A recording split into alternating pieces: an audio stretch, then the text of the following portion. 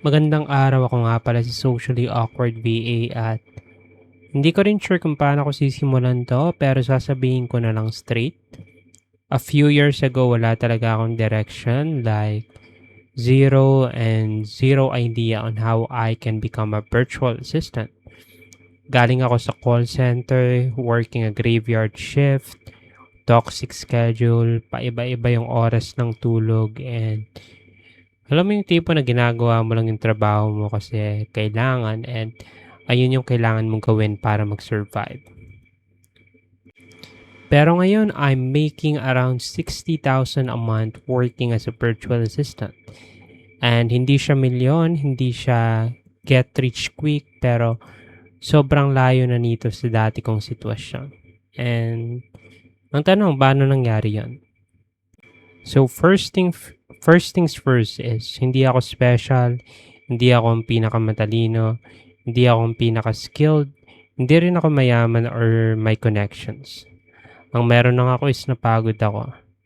Napagod ako sa sistema na tipong papasok ako sa trabaho, uuwi kang pagod, tapos uulit ng kinabukasan. And also, yung time na 'pag na-ospital ka dito sa Pilipinas and wala kang savings is mamamatay ka na lang talaga. And I really hated the fact na na-ospital yung mom ko and wala kaming pera yung pamilya namin para i-sustain yung hospital bills niya. During that time, I'm working locally here, sa Philippines and dito sa city namin. And ayun, yung ine-earn ko is around 24,000 a month lang, and then you deduct yung bills and then yung needs ko sa pang-araw-araw. So how can I even save with that type of salary? And also I'm supporting my parents at the same time. Not because they are requiring me to, but because I just love them. So ayun, nung na-stroke and na-ospital yung mom ko, dun ayun yung nag-push sa'kin para maghanap talaga ng mas better na trabaho. So ang ginawa ko is, while working on-site, at the same time pagtapos ng trabaho ko is nag-a-apply ako sa mga work from home jobs, especially sa onlinejobs.ph ako nag-focus nun. So araw-araw is, nagsa-submit ako ng applications dun sa onlinejobs.ph.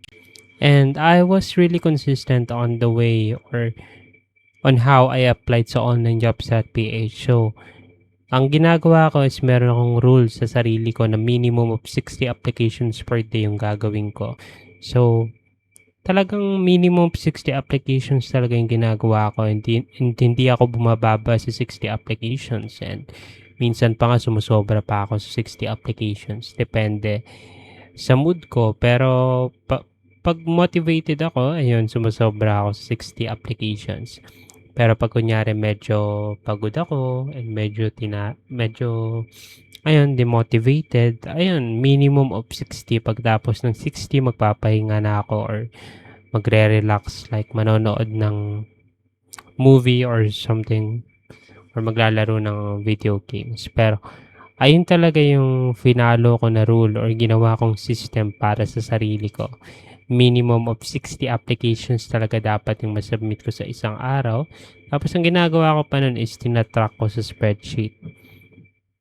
Ang ginagawa ko dun is nilalagay ko yung link ng job na pinag-applyan ko, and then nilalagay ko yung ginamit ko na subject title, and then yung ginamit ko na cover letter.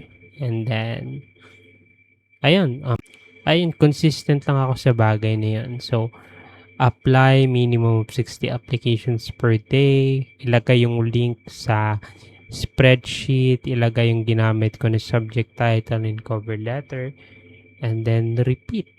So, sleep, work, uwi sa work, and then apply lang ng apply.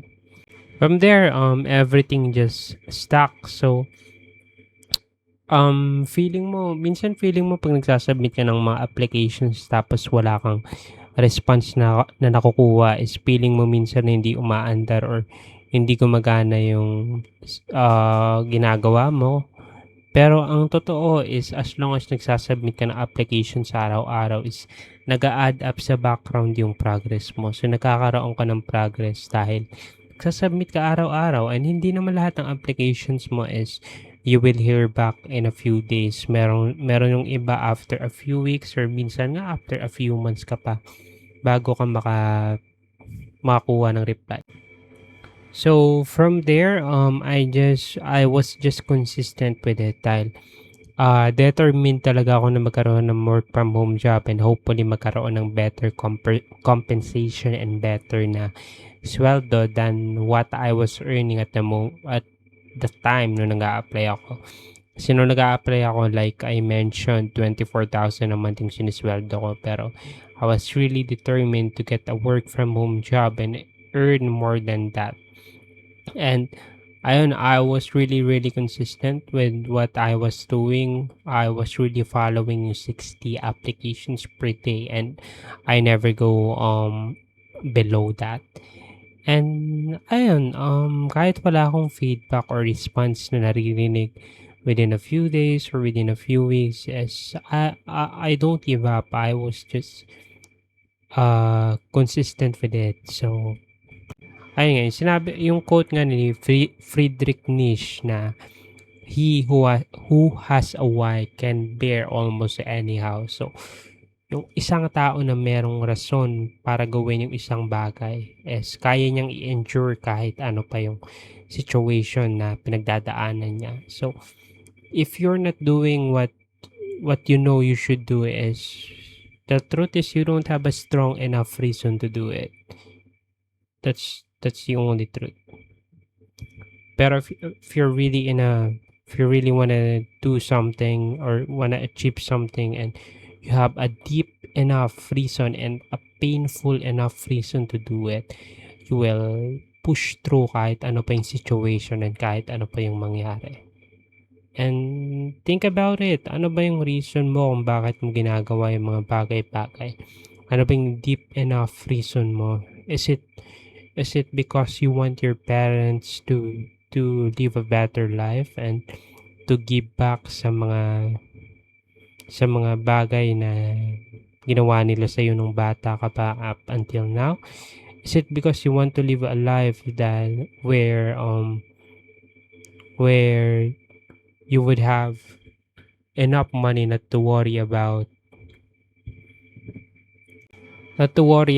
sa pagkain na kakainin mo sa pang-araw-araw or saan ka kukuha ng paggastos mo sa susunod na araw? Do you want to have enough money where you can buy things that you want or do things that you want? So, what's your deep enough reason? What's your painful reason for doing something? Think about it. Think about it. Kailangan mo pag-isipan yan ng ilang araw or ilang linggo. Pag-isipan mo kung ano talaga yung bagay na yun. And for me, the tipping point talaga is nung na-stroke yung mother ko is wala kaming kapera-pera and kawawa talaga yung itsura ng mother ko nung time na yun and I was really, really sad. I was really, really, really,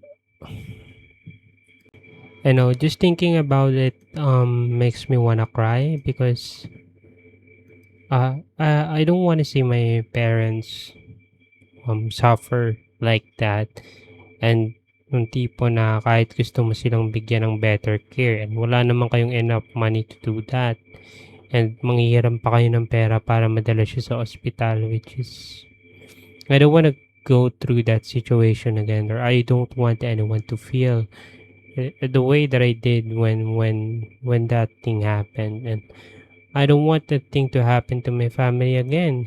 And the truth naman talaga dito sa Pilipinas is pag wala kang pera is mamamatay ka na lang. And ayun yung katotohanan eh. Hindi ganun kaganda yung healthcare system natin or basura yung healthcare system natin compared to other countries. And can't really depend on the government to help you sort out your personal life.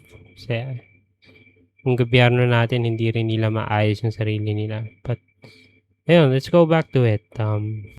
So ayun, I was consistent with my applications, and eventually I got interview invites. I got around 3 interview invites ata, pero dalawa lang yung interview invites na-attendan ko. Bale dalawa pala yung in-attendan ko muna na interview bago ako na-hire. So, yung unang interview ko is sabi nila is, i-email lang daw nila ako ng result, pero hanggang ngayon wala pa ring email. So, it's been a year now. Bale, kinost lang ako nung agency na yun na pinag-applyan ko, and then meron pang isa, agency din siya, and then ayun sinabi, email din ako about the result, pero hindi naman ako na-email. So, ayun, ginost din ako nung pangalawang agency na yun. And then third, na-interview ako for an email support rep na trabaho, and then dun ako na-hire. So, ayun, sobrang happy ko nung nagkaroon ako ng work from home job. And that's really when everything started to become like better for me financially and for my family, na I can help them more na when it comes to finances. So now, fast forward to now, I'm earning 60,000 per month working as a virtual assistant. And yeah, that's it for me for this video. And I hope this video motivated you or inspired you to be a VA and do whatever it takes to achieve your goal. And again, this is Socially Awkward VA, and peace out. I'll see you on the next one.